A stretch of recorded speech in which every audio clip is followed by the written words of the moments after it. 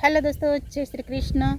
ખૂબ જ દુઃખ સાથે એક વાત જણાવી રહી છું કે અમારા પિયરમાં, અમારા પ્રાંતિજમાં ભગવતીબેન વિષ્ણુભાઈ પટેલ, જેમણે અતિ હેતાળ, અતિ લાગણીશીલ વ્યક્તિ હતા।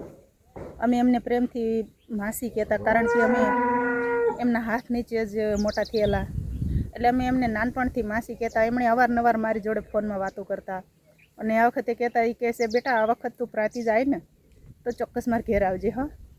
તો મેં કીધું, હા માસી, ચોક્કસ આવશું અમે।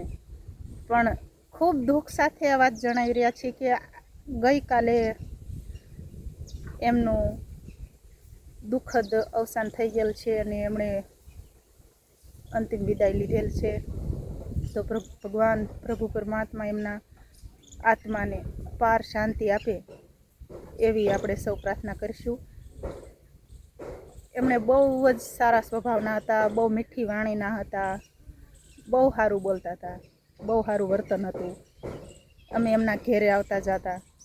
હમણાંથી છેલ્લા ઘણા ટાઈમથી હું એમના ઘેરે નથી ગઈ, કારણ કે હું પિયરમાં જ 2-3 વર્ષે જઈ શકું છું, એટલે ક્યારેક ગઈ હોઉં તો મારે ઉતાવળ હોય એટલે હું એમના ઘેરે નહોતી ગઈ। એટલે લગભગ હું 4-5 વર્ષ ગણાય, કારણ કે 2 વખત 5 વર્ષની અંદર 2 વખત હું એમના પિયરમાં જાઉં, મારા પિયરમાં, અને 2-3 દિવસ રોકાવાનું હોય એટલે એમના ઘરે ન જવાય સકાણું, એટલે મને કહેતા હતા ફોન કરીને કે બેટા તું મારા ઘરે આ વખત આવે ને એટલે આવજે।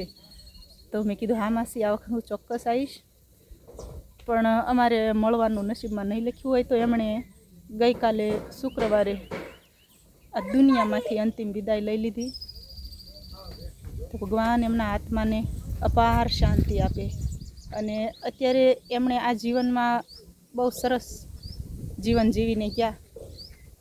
સમાજ માટે પણ એમણે ઘણા બધા કામ કર્યા, અને ભગવાનને પ્રાર્થના કે હજી એમને આવો ને આવો સરસ જ અવતાર મળે। જય શ્રી કૃષ્ણ।